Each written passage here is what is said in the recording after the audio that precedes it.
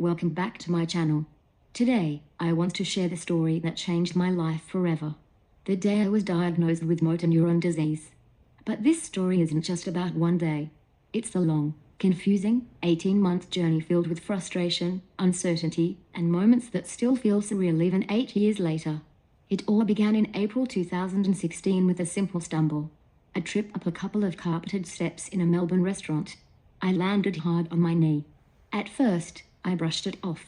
I was still working, presenting at conferences, and running 30 kilometers a week. I figured it was just soft tissue damage, so I taped my knee, took some anti-inflammatories, and kept going. But the pain lingered. Something felt off.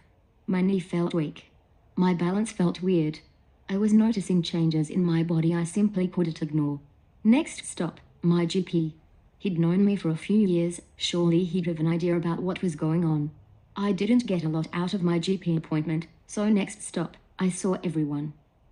Physios, podiatrists, chiropractors, sports doctors. You name it. I tried new orthotics, stretching, heat therapy. I was eventually diagnosed with cuboid syndrome. But I knew that didn't quite explain everything that was happening.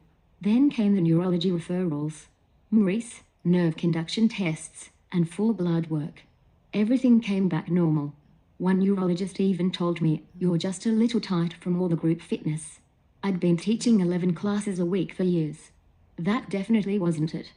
By early 2017, I'd had dozens of tests, but still no answers. The symptoms were subtle, but growing. It felt like my brain and my muscles weren't speaking the same language. Next came the slow creep of symptoms. Across the next year, I noticed new things happening. My legs felt weaker. My balance was unsteady. I fell off my bike. Twice. For no reason. Then, all of a sudden, my foot began slapping the ground as I walked. And my grip strength disappeared in my left hand, so I couldn't hold a spoon properly. I struggled with my bra. I couldn't spray deodorant. And being left-handed made the whole thing worse. Despite all this, I was being told my scans were normal. My nerve tests were fine. But something wasn't right. Finally, in September 2017, after nearly 18 months of endless testing and relentless searching, I lined up one last neurology appointment while I was down in Melbourne for a business trip.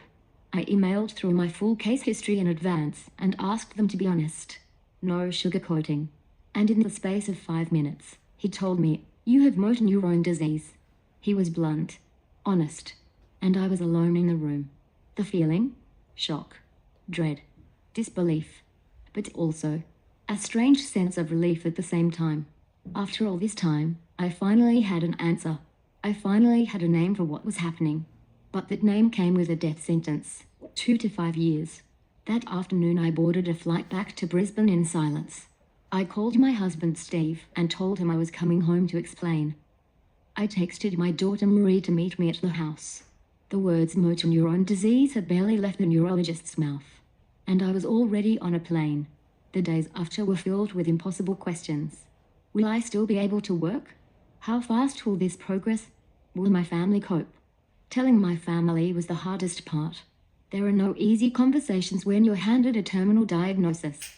Especially one so vague and unpredictable. There's no treatment, no clear timeline, just a slow, steady loss of function. No one could tell me how fast it would happen, or what I would lose first. But even then, I made a decision. I would not let this define me. Most people don't realize that MND isn't diagnosed with one test. It's a process of elimination. You rule out everything else first until all you're left with is MND. And for many of us, that process takes a year or more, which means valuable time gets lost. The kind of time MND patients simply cannot afford to lose. I'd already lost so much. My ability to run, my balance, my sense of strength and confidence in my body. And eventually, after a few more years, my arms, my voice, and the ability to care for myself without help. The emotional toll is enormous.